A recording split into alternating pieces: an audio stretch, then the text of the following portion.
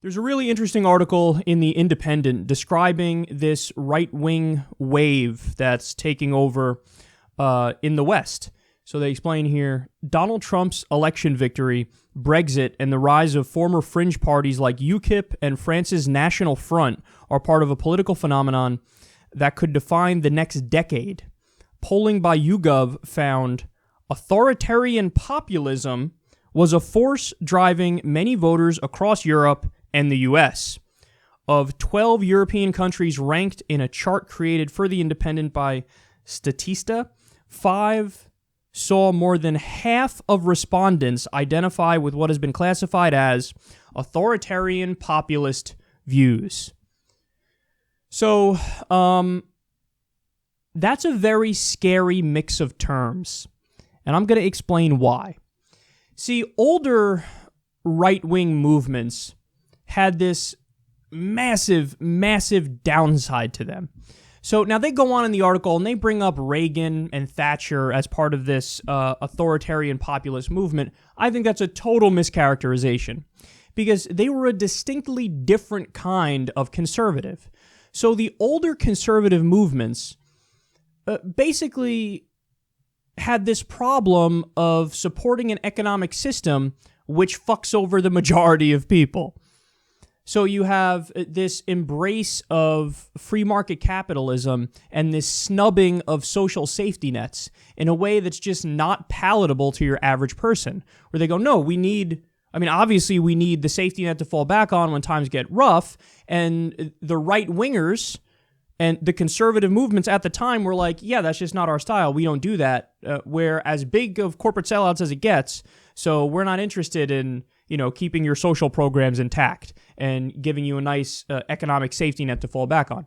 So that was something that made it so that left-wing parties had this embedded advantage because they actually gave a shit about working people. So, left-wing parties are much more likely to support national healthcare systems and unions and things of that nature. The reason why authoritarian populism is so scary is because you mix all of the toxic authoritarian social views that any conservative movement historically has had, but you mix that with actually being on the side of economic liberalism. Oh boy. When the conservative movements step up and they say, you know what, we're fine with a national healthcare system. When they say, hey, we're fine with having a social safety net for people to fall back on. We're fine with unions and workers' rights and protections for people. But hey, along with that, wouldn't it be great if we discriminate against minorities? Oh, that's a toxic mix. That is a very toxic mix.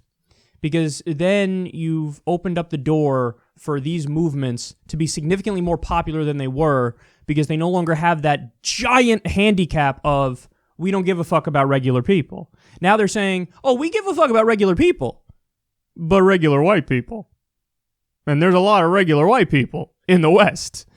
So many people are going to overlook the xenophobia and the bigotry from these authoritarian populist movements, or they're just people who support the movement because they also support that.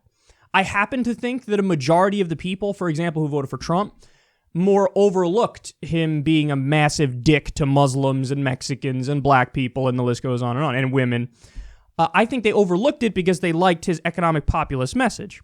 But there are going to be people in that movement also who are just like, no, that's the point. That's why I'm supporting him. I'm supporting him because he said those things about Muslims and Mexicans and black people and women, so on and so forth.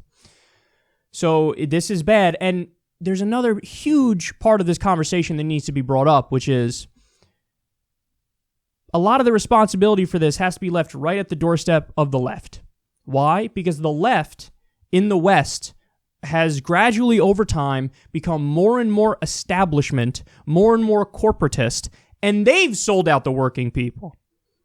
Look, it's harder to get somebody to support a bigoted asshole if everything is going okay in their lives. But if it's not going okay in their lives, and the liberal parties aren't really fighting for them and their unions anymore, and the social safety net and national health care, well, then what are they going to do? You've put them in a corner. So the left abandoned them in terms of their economic liberalism because they've sold out more and more over time. So then you open up the door for right-wingers to say, hey, you know what? I actually care about getting you health care. I actually care about education. I actually care about the economic safety net. So when you open up that door, they're going to go, okay, yeah, I'll pick that. Because the left-wingers abandoned me. They're too establishment. They're too corporatist now. And what do they stand for?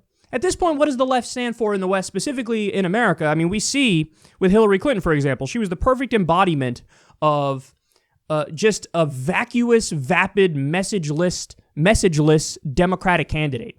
Break down your barriers. This is stronger together. So it's all America's already great. Cliches and platitudes, vague allusions to being inclusive and caring about people, but then at the same time, stab you in the back when it comes to, she's not even going to push for single-payer healthcare, for example. She's like, I don't know, maybe, kind of, sort of, not really. I'll push for a public option / not really. I'm just saying it, but I'm not going to do it. Abandon working people. Did not mention TPP when she's giving her speeches. Meanwhile, Trump is out there every fucking speech ripping TPP and NAFTA. So the left, I mean, they've come to just embody this vacuous, vapid, vague, inclusive language party with no there.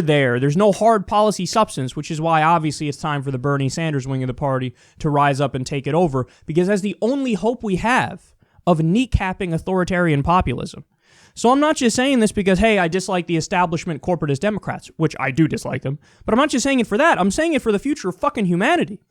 Authoritarian populist movements are very scary because they can actually mobilize people and get them to rise up, because along with the heaping dose of xenophobia and bigotry comes economic liberalism, which is innately appealing to people.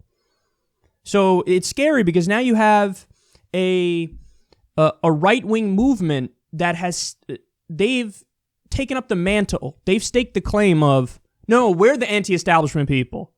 So we're the outsiders.